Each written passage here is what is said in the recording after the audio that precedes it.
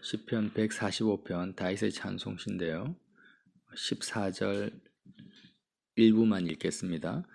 여호와께서는 모든 넘어지는 자를 붙드시며 비굴한 자들을 일으키시는도다. 모든 사람의 눈이 주를 앙망하오니 주는 때를 따라 그들에게 먹을 것을 주시며 손을 펴사 모든 생물의 소원을 만족하게 하시나이다. 여호와께서는 그 모든 행위에 의로우시며 그 모든 일에 은혜로우시도다. 여호와께서는 자기에게 간구하는 모든 자, 곧 진실하게 간구하는 모든 자에게 가까이 하시는도다. 아멘. 145편을 1절부터 끝절까지 깊이 마음으로 또 묵상하시기 바랍니다. 시편을 보면은 이제 지겨울 정도로 하나님을 송축합니다. 찬양합니다. 또 찬양합니다. 이런 말들이 계속 반복되어지는 것을 봅니다. 그래서 다윗의 그 마음과 감정과 느낌을 우리가 공유하지 않는다면 다윗이 느끼는 그 하나님 아버지, 하늘에 계신 만왕의 왕이신 주님, 그 다윗 실제로 만나죠. 마음으로 만나고 실제로 느끼고 있고 다윗의 영혼이 이제 이 땅을 떠나서 하늘에 계신 하나님의 그 보좌에 도달해서 하나님의 좋으심을, 선하심을 그의 영이, 그의 마음이 실제로 느끼고 있습니다. 그 느낌 앞에서 시편을 성령의 감동에 의해서 썼기 때문에 지금 다윗의 시편이 우리의 마음속에 와닿지 않을 때가 많은데 왜 그러냐면 마음의 위치가 우리의 마음의 위치는 여전히 눈에 보이는 것에 사로잡혀 있고 땅에 있는데 다윗의 마음의 위치는 딴 곳에 있다라는 거예요. 그래서 어떤 사람은 마치 공장이나 삭막한 공장이나 뭐 쓰레기 하치장 같은 데서 서 있고 어떤 사람은 뭐 알프스 같은 그런 너무나 아름다운 산 아니면 호수 이런 데 서 있단 말이에요. 그런데 내가 그 황홀하고 아름다운 경치를 내가 느끼면서 이 자연을 찬양하는 그 시를 읽는 거하고 내 마음이 쓰레기 하치장에 있으면서 자연을 찬양하는 그런 시를 읽는 것은 완전히 다른 거죠. 그래서 우리가 다윗의 시편을 읽을 때마다 이 시편이 정말 내 마음속에 동의가 되고 아멘으로 화답이 되려면은요. 이 다윗과 같은 그 마음의 위치에 나도 함께 있어야 된다는 것입니다. 마치 사도 요한이 성령에 이끌려서 하늘에 올라가서 하나님의 보좌를 본 것처럼 그래서 항상 그리스도 예수 안에서 바울은 너희에게 문안한다. 그리스도 예수 안에서 서로 사랑하자. 이렇게 말씀을 하시는 그 내용이 바로 이와 같다라는 거죠. 그래서 우리는 신앙에 전에도 언급을 했지만 수동성과 능동성에 대해서 이제 고민을 많이 한단 말이에요. 성경의 어떤 내용을 보면은 하지 마라, 가만히 있어라, 아무것도 하지 말고 내가 여호와인 것을 서서 보라, 뭐 죽어라, 아니면은 또 이렇게 십자가에서 죽으라는 말을 많이 하지 않습니까? 그래서 굉장한 수동성 이상의 아예 죽음을 선포해 버립니다. 그래서 내가 뭔가를 하려고 하면 말씀을 자꾸 듣고 묵상하는 분들 자꾸 부딪히는 거예요. 난 이것도 하지 말고 저것도 하지 말고 무조건 죽어야 되는구나. 특별히 십자가 복음을 듣게 되면은요. 아무것도 해서는 안 되는구나. 이전에는 내가 사람들한테 내 생각과 말을 이야기했는데 그것도 하면 안 되고 심지어는 전도도 하지 말고 더 나아가서는 기도조차도 이거 아무거나 함부로 해서는 안 되는구나. 이런 내용들을 깨닫게 되고 그렇게 되면 점점 이제 어떻게 됩니까?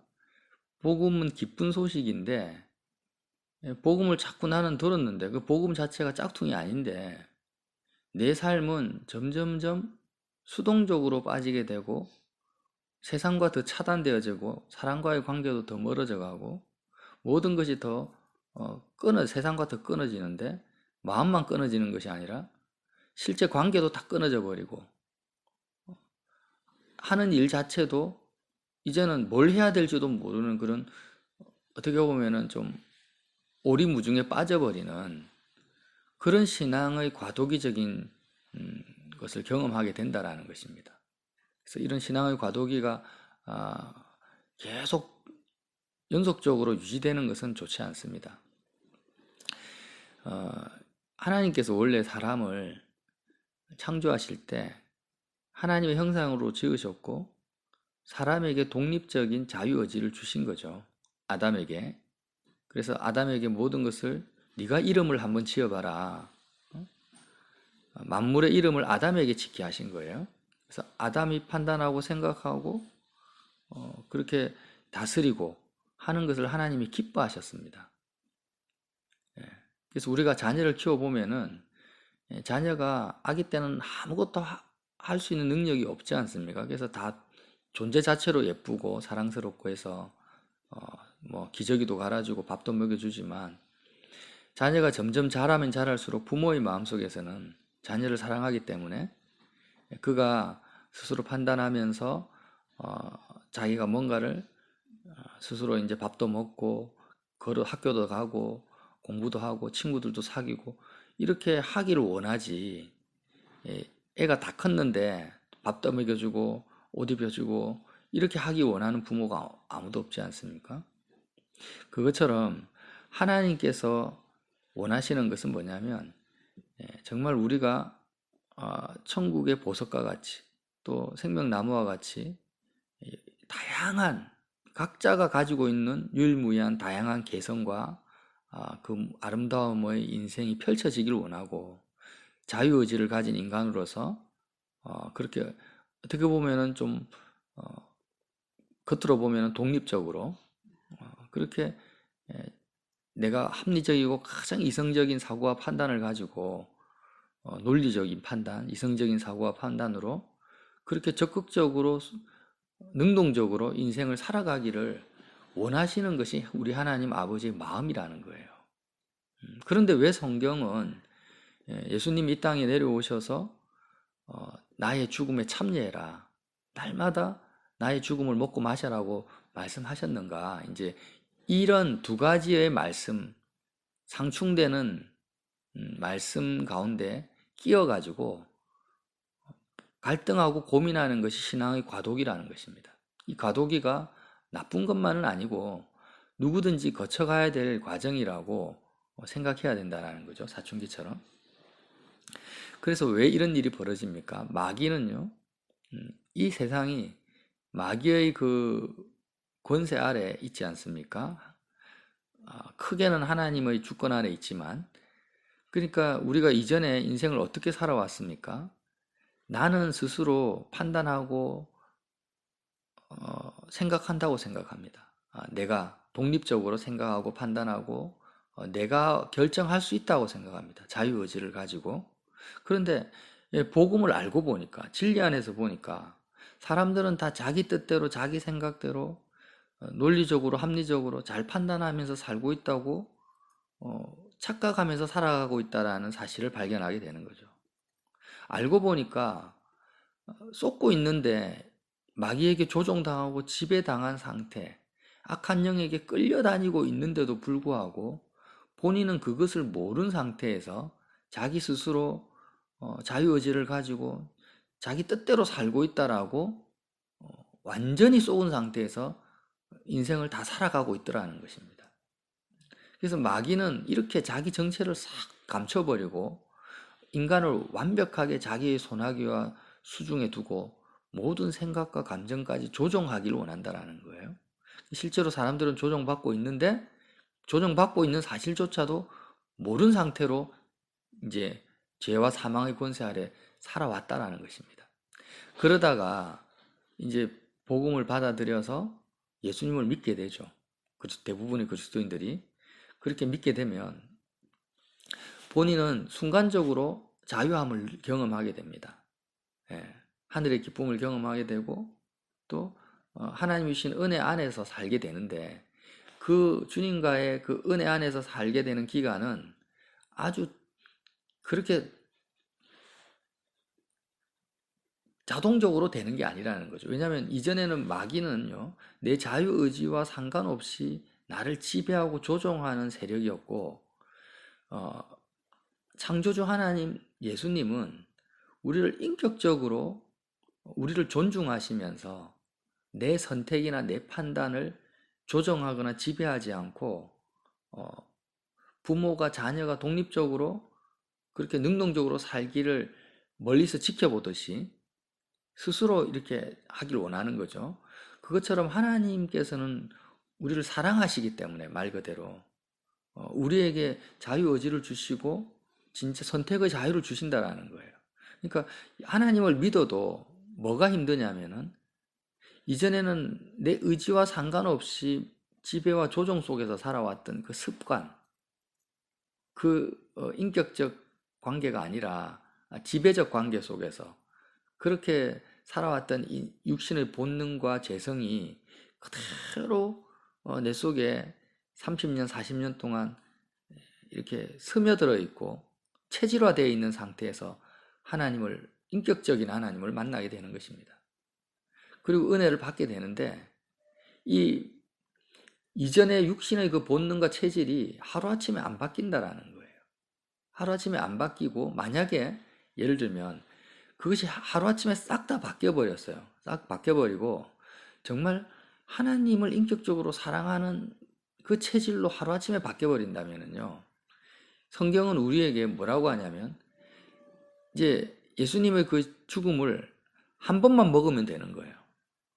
죽음에 한 번만 동참하고 그 다음부터는 뭐라고 하시겠습니까? 네가 원하는 대로 그냥 네 마음대로 살아라. 네 뜻대로 살아라. 네가 하고 싶은 것 마음껏 해라. 이렇게 말씀을 하실 거라는 거죠.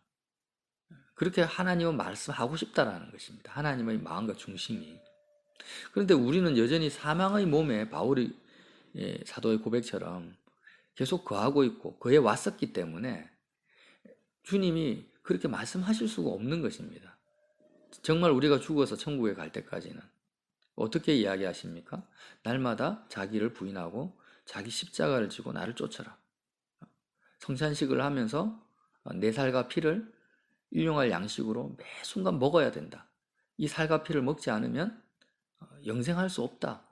이렇게 말씀하실 수밖에 없는 것입니다. 그렇지만 점점 우리가 어떻게 됩니까? 주님의 살과 피를 먹고 우리가 계속 십자가 생활화가 되면서 우리의 이 체질 자체가 조금씩 바뀌게 됩니다. 우리의 입맛이 바뀐다라는 거죠. 처음에는 아이들이 음식을 먹을 때 나물이라든지 뭐 이런 죽 같은 거 별로 안 좋아하다가 나이가 들면서 입맛이 바뀌잖아요. 그럼 말하지 않아도 억지로 부모가 먹어라 먹어라 안 해도 자기가 좋아서 먹게 된단 말이에요. 그 시간이 좀 많이 걸리죠. 그런 것처럼 우리가 주님과의 사랑의 관계 속으로 들어가게 되면 주님을 느끼게 되고 체험하게 되고 다윗처럼요. 다윗처럼 이렇게 경험하게 되면서 이제는 점점 자유하는 영역, 내가 능동적으로 사고하고 판단하고 결정, 이건 내 판단이 아니에요, 사실은. 그리스도와 연합된 판단이죠. 또 이런 주님과 연합된 관계의 영역의 폭이 점점 늘어나면서 이제 주님의 나에게 요구하시는 주님의 그 요구 사항 자체가 바뀌게 되는 거예요. 처음에는 굉장한 수동성을 요구합니다. 그냥 아무것도 못하게 감옥에 가둬놓은 것처럼 그렇게 주님이 말씀하시다가 이제 주님과 연합하는 분량이 커지면 커질수록 이것도 해봐라 저것도 해봐라 무엇이든지 원하는 대로 구해라 이런 식으로 계속해서 하나님이 더 많은 자유하심을 우리에게 허락하게 된다는 거예요. 그래서 이런 신앙의 성장 과정들을 고려하지 아니하고 일반 예배당 조직에서 어떻게 합니까? 처음에 이제 예수 믿고 막 은혜 충만하니까 제자 훈련 코스를 만들어 놓고 그 코스에 통과되면 순장시켜버리고 리더로 세워버리고 집사 직분 주고 심지어는 장로 주고 신학교 보내버립니다. 그렇게 하니까 그 사람의 영혼은 지금 아직도 세상 가치관과 마귀의 지배력 가운데 있는데 십자가에서 죽는 것이 체질화되지 아니하고 정말 움직이고 말하는 것마다 마귀적이고 살인 도구인데 실제로는 사람들에게 상처를 줄 수밖에 없고 또 이때 무슨 말을 해야 될지 무슨 말을 하지 말아야 될지도 영적 분별력 자체가 없는데 이제 단지 처음에 은혜 받았다라는 그것 때문에 열정으로 인해서 막 그냥 교회에서 정해놓은 그런 코스가 있잖아요. 그리고 영분별력이 없는 지도자들이 또 사람을 직분을 줘버린다라는 거예요. 일을 시킨다라는 거예요. 적극적으로. 그렇게 되니까 본인의 영적 상태가 분별되지 않는 거예요. 나는 실제로는 초등학교 정도밖에 안 되는데 영어로 보면 수준밖에 안 되는데 막 그냥 직장에 가서 일을 시키는 것과 같고 대학교 공부를 하라는 것 같다라는 것입니다. 그래서 내 체력은 짐을 한 5kg 정도밖에 질 수밖에 없는 체력인데 30kg, 40kg를 막 지라고 하는 거예요. 그 본인도 또 그렇게 질 수 있다고 생각하는 것입니다. 그래서 전도해야 된다, 기도해야 된다, 이거 해야 된다, 저거 해야 된다, 선교해라 막 이렇게 하니까 본인 스스로도 이제 영적 과대망상증에 사로잡히는 거예요. 아, 내가 이런 존재구나. 성경 말씀은요, 어린아이들이 먹을 수 있는 그 죽, 연한 음식부터 시작해서 아주 장성한 자가 먹는 단단하고 아주 그냥 영양가 있지만 굉장히 단단하고 거친 음식까지 양식이니까요. 이런 말씀들이 골고루 다 있단 말이에요.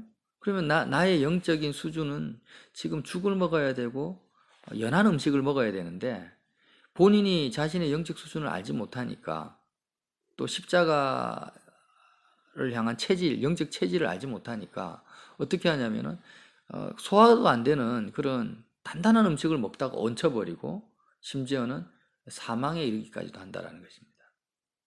그래서 이런 부분들이 이런 시행착오들이 얼마나 많은지 몰라요. 저부터가 이런 시행착오를 겪으면서 살아왔다라는 것입니다.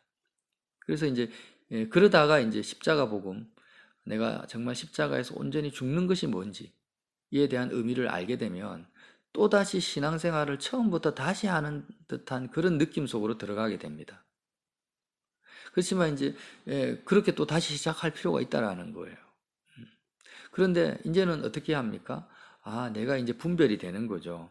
육에 속한 것, 세상에 속한 것, 땅에 속한 영역에 있어서 내 마음이 거기에 머물러 있을 때에는 나 스스로는 잘한다고 하고 잘하려고 하는 모든 것이 다 죄가 되는구나.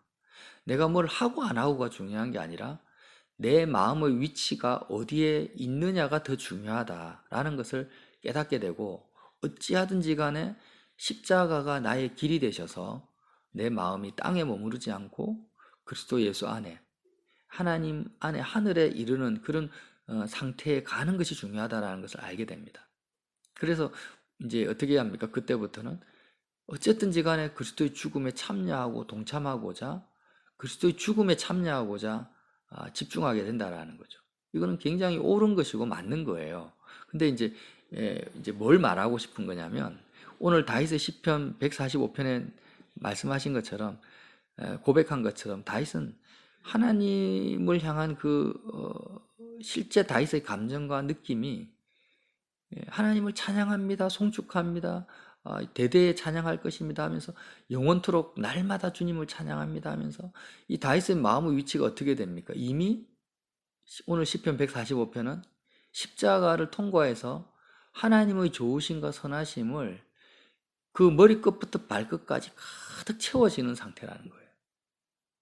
이렇게 머리끝부터 발끝까지 하나님의 선하심과 좋으심이 세상과 상관없이 자신의 환경과 상관없이 이게 가득 채워졌을 때 이제는 하나님이 다윗에게 뭘 말하겠습니까? 이제는 능동적으로 적극적으로 네가 하고 싶은 대로 살아라는 것입니다. 네가 원하는 것을 마음껏 해라는 것입니다. 그때 다윗은 무엇을 원하겠습니까? 마음에 오직 하나님만이 높아지기를 원하고 하나님의 이름만이 존귀되기를 원하게 된다라는 거죠. 그때는. 그래서 오늘도 이제 내용을 보면 14절에 여호와께서는 모든 넘어지는 자를 붙드시고 비굴한 자를 일으키시도다. 다윗도 넘어지는 자였다라는 거예요. 과거에는 눈에 보이는 것에 마음이 빼앗기고 사람들의 말에 실족하고 이렇게 다윗도 넘어지는 자였는데 하나님이 자기를 붙들어 주셨다라는 거죠. 그래서 넘어지는 자를 계속 붙들어 주셨고 비굴한 자를 일으키시는 거다. 비굴하다라는 것은 비겁하다라는 것입니다. 다윗도 비겁했어요. 두려워 떨었다라는 거죠.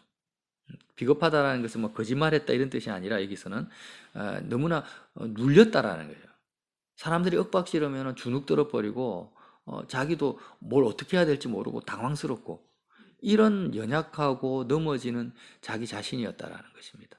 그런데 다윗과 이제 사울의 차이점은 뭐냐면 다윗도 연약하고 사울도 연약하고 모든 인생이 다 연약합니다. 근데 다윗이 뭘 이제 하나님의 은혜를 받았습니까? 어떤 하나님의 은혜를? 어제 말씀을 나눈 것처럼 예수님 자체가 생명의 떡이라는 것을 알았다라는 거예요. 예수님이 생명의 떡이다. 그래서 다윗의 시편을 가만히 보면은 뭔가 일이 잘 돼서 이 땅에서의 어떤 문제가 해결되고 자기가 어떤 사람들로부터 영광과 칭찬을 받게 해서 세상적인 복을 받아서 하나님을 찬양하는 내용이 아니라는 거예요. 이게 굉장히 중요한 포인트거든요. 다윗의 시편의 그 본질은 뭐냐면 그냥 하나님 자체가 위대하시다라는 거예요. 하나님 자체가 너무 좋다라는 것입니다. 하늘에 계신 우리 아버지, 우리 하나님이 그 이름이, 그 영광이 너무나 놀랍다라는 것입니다. 그래서 1절에도 왕이신 나의 하나님이요. 그냥 하나님 자체의 아름다움에 매료되어 있습니다. 내가 주를 높이고 영원히 주의 이름을 송축하리이다. 이렇게 다윗처럼 찬양하는데 다른 사람들은 어떻습니까? 돈 잘 벌게 해주셔서 이름 하나님 너무 감사해요. 내 자녀가 잘 되게 하셔서 내 병을 고쳐주셔서 주님을 송축합니다. 이렇게 세상적인 이유나 이런 그런 근거를 붙이고 그렇게 해주신 하나님의 이름을 찬양합니다. 이렇게 진행이 되는데 다윗은 그게 아닌 거예요. 그냥 내 상황과 환경과 상관없이 하나님 자체가 너무 위대하시고 거룩하시고 하나님이 좋다라는 것입니다. 그래서 3절에도 여호와는 위대하시니 크게 찬양할 것이라. 그의 위대하심을 측량하지 못하리로다. 예수님이 오병이어의 기적을 일으켰을 때 사람들이 그 수많은 음식, 그냥 12방울이가 넘치는 그 양식을 보면서 예수님을 좋아했던 거와 다르다라는 거예요. 그냥 예수님 자체가 너무 아름답고 너무 존귀해서 주님에게 매료되어서 주님이 가시면 어디든지 가는 자. 14만 4천 명이잖아요. 그렇게 다윗이 예수님과의 사랑에 빠진 것입니다. 그런 다윗이었기 때문에 그가 넘어질 때도 있었고 사람들에게 막 눌려가지고 주눅들 때도 있었지만 하나님이 다윗을 어떻게 하십니까? 붙들어 주시고 일으켜 주신다라는 거예요. 그래서 18절에 여호와께서는 자기에게 간구하는 모든 자, 곧 진실하게 간구하는 모든 자에게 가까이 하시는도다. 이 간구라는 것은 간절히 구하는 거잖아요. 간절히 소원하고 구하는 것을 간구라고 합니다. 그런데 어떤 사람에게 가까이 하십니까? 자기에게 간구하는 모든 자에게 가까이 하시는데 곧 진실하게라는 것은 진리 안에서라는 말입니다. 다시 18절 말씀 읽어드릴게요. 여호와께서는 이제 의역을 하면은 여호와께서는 여호와 자체, 예수님 자체를 생명의 떡으로 믿고 그 예수님을 구하는 자, 여호와를 다윗처럼 간절히 구하는 모든 자에게 진리 안에서요. 진리, 거짓이 아닙니다. 진리 안에서 간구하는 모든 자에게 어떻게 한다고요? 가까이 하신다라는 것입니다. 자기를 드러내신다라는 거죠. 그리고 19절에 그는 자기를 경외하는 자, 또 똑같은 말씀이죠. 어떤 목적성을 가지고 하나님을 경외하는 것이 아니라 하나님 자체를 두려워하고 사랑하는 것입니다. 그 하나님을 아끼는 거예요. 하나님이. 그 무엇보다도 하나님이 아까워 죽겠어요. 내 새끼보다 더 아까운 거예요. 하나님이.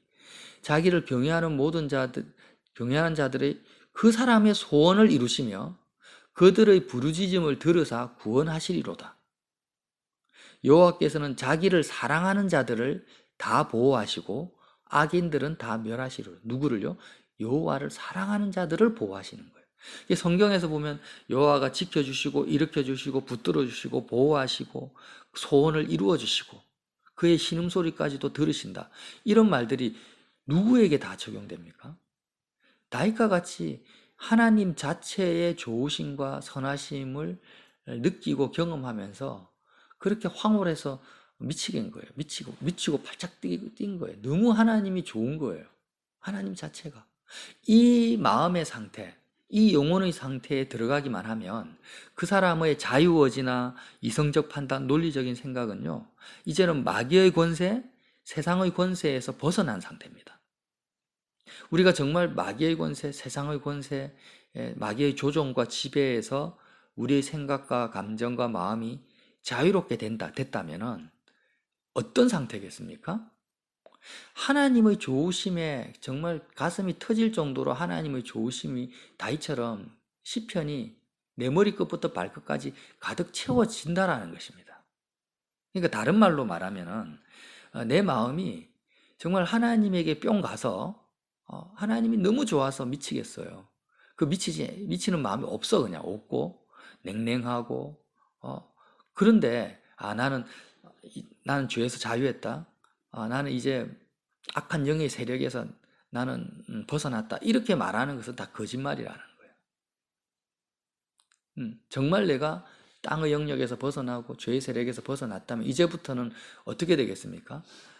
하나님의 선하심과 인자하심에 몸둘 바를 모르는 상태가 된다라는 것입니다. 왜? 우리는 세상에서 벗어났으니까 이제는 천국을 누리게 된다라는 거예요. 이 상태에서는 하나님이 그 사람에게 뭘 요구하십니까? 죽어라, 가만히 있어라, 아무것도 하지 마라, 이렇게 말하실 이유가 없다라는 것입니다. 그때부터는 이제는 말하지 않아도 그가 그 수가성 여인이요, 예수님을 만나서 마음에서 생명의 샘물이 터져 나가니까 전도하라 말 안 해도 뛰쳐나가서 내가 메시아를 만났다 하면서 소리 지르면서 막 복음을 전하지 않습니까? 이게 뭐냐? 성령의 열매고 그 사람의 능동성이 적극적으로 나타나는 거예요. 자유의지가 발휘되는 것이고 논리적이고 이성적인 사고가 그렇게 나타나는 것을 하나님이 기뻐하신다는 거예요. 그래서 이런 신앙의 과정이나 사람의 상태를 내가 모르고, 영적 상태의 변화를 모르고 이제 단편적으로 십자가를 받아들이는 거예요.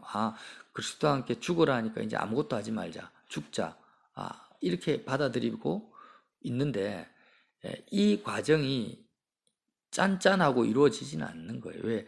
하나님과 나와의 관계는 인격적인 사랑이니까 내가 이제 반대로 이제 생각해 봅시다. 인격적인 건 아니지만 내가 자유의지를 여태까지 하나님을 만나기 전까지, 천국을 누리기 전까지, 십자가가 생활화되기 전까지 나는 세상과 인격적인 관계를 맺어왔다라는 것입니다. 인격적이라는 것은 어떤 의미냐면 여기서는 내가 세상을 원했다라는 거예요.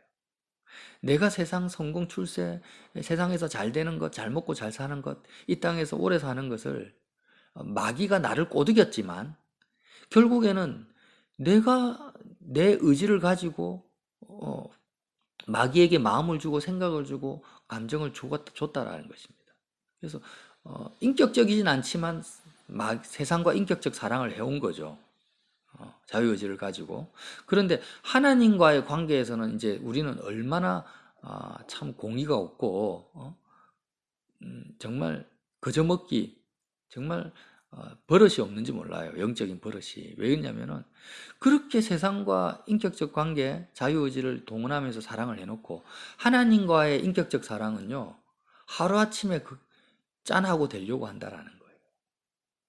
물론 주님이 십자가에서 이루어 놓으신 그 공로는 완벽합니다. 다 이루어 놓으셨어요. 신분적으로, 법적으로 아무 하자가 없습니다. 그런데 문제는 뭡니까? 그 하나님의 사랑을 내가 받아들이는 내 믿음이, 이건 내 믿음의 문제죠. 내 믿음이 분량이 커져야 된다는 거죠. 나는 계속해서 세상에 마음을 주고 있으면서 누가 주고 있어요? 내가 주고 있습니다. 내가 눈에 보이는 것에 내가 마음을 지금 내 의지를 가지고 주고 있으면서 하나님 내 의지와 상관없이 그냥 억지로라도 나로 하여금 천국을 경험하게 해주세요. 이렇게 말하는 것은 하나님과 인격적 사랑을 안 하겠다라는 거죠. 그거는. 또다시 이제는 어떻게 합니까? 하나님의 조종과 지배 속으로 들어가겠다라는 거죠. 그건 말이 안 된다. 하나님은 우리를 조종하고 지배하시는 분이 아닙니다. 하나님은 나에게 자유의지를 주셨고, 내가 어떤 면에서는 독립적으로, 이제 물론 큰 의미는 연합한 가운데죠. 독립적으로 나만의 고유한 특성과 개성을 나에게 주신 분이라는 거예요. 그게 살아나지 않지만, 내가 죄악 가운데 있을 때는. 그래서, 근데 하나님은 나는 그걸 원하는 거예요. 마귀에게 지배당하고 조종당한 것처럼 성령이라는 그 개념도 성령이 임하셔가지고 내 뜻과 내 의지와 상관없이 성령이 나를 지배하고 조종하기를 원하시는 거예요. 근데 그런 성령의 역사는 없어요. 그리고 하나님도 나를 그렇게 상대하지 않는 것입니다. 그래서 우리는 이런 하나님의 속성과 마귀의 속성이 전혀 다르기 때문에 여기서 오는 착각과 오해가 너무나 신앙생활에 오류를 불러온다라는 것입니다. 근데 이제는 좀 더 이런 과정을 빨리 통과해야 된다라는 거죠. 그래서 어쨌든지 간에 이 두 가지 세계 속에서 내가 예수 그리스도 안에 들어가기 전까지는 정말 죽은 자가 죽는 거 외에는 답이 없어요. 그리스도 예수 바깥에 있을 때는 아무것도 해서는 안 됩니다. 멈춰 서야 됩니다. 내가 말하고 행동하는 것마다 전부 살인병기입니다, 결국. 사람을 죽이고 더럽히고 마귀의 도구가 된다라는 거예요. 근데 내가 예수 그리스도 안으로 들어가게 되면 그리스도와 연합된 상태에서 이 다윗과 같이 찬양이 그냥 찬양하지 마라고 입을 틀어 막아도 내 생각으로 마음으로 찬양이 나오는 상태. 물론 이제 이렇게 가장 이상적인 상태지만 또 우리가 매일 이런 상태를 유지할 수 없지만 이제 우리가 신앙의 표대를 이렇게 잡자라는 거예요. 그렇게 한 걸음 한 걸음 다가갈 때마다 하나님은 우리를 너무나 진리가 너희를 자유케 하신 우리에게 자유를 주십니다. 그리고 어떻게 하십니까? 지켜보시는 거예요. 우리 내 사랑하는 딸이 내 사랑하는 아들이 오늘 뭘 하는가 한번 보자. 그가 하는 대로 내가 마음껏 밀어줘야 되겠다. 그가 장사를 하면은 장사를 통해서 영광을 돌릴 수 있도록 하나님 영광을 볼 수 있도록 내가 복을 줘야 되겠다. 어떻게 내가 그에게 복을 줄까? 그가 또 마음껏 또 자녀를 결혼하고 자녀를 키울 때 그 기쁨 안에서 하나님의 그 성령 안에서 성령의 열매를 풍성히 맺도록 내가 지혜를 또 한없이 쏟아부어 줘야 되겠다. 이런 좋으신 아버지라는 것입니다. 그래서 그 아버지의 사랑과 은혜가 그걸 노래하는 거죠, 다윗이. 정말 그게 너무 좋아가지고 그렇게 계속해서 반복적으로 찬양합니다, 송축합니다 하는데 그 다윗의 느낌이 전달이 안 되는 거예요. 그래서 시편이 별로 감흥이 없어요. 근데 그 다윗의 느낌과 감정 속에 같은 마음의 위치를 공유하고 있으면 다윗의 시편도 좀 부족하다. 좀 더 송축하고 찬양한다는 말을 여기 한 5번 써놨네. 한 10번 정도 더 썼으면 좋겠다. 이런 마음이 되어버린다는 거죠. 그래서 이런 시편은 우리 각자의 인생 가운데서 매 순간 쓰여져야 되는 시편입니다. 저와 여러분이 이런 하나님의 무한하신 사랑과 은혜 그 안에서 기뻐하면서 오늘도 찬양하고 또 다른 시편을 쓰시기를 예수님 이름으로 빌어드립니다.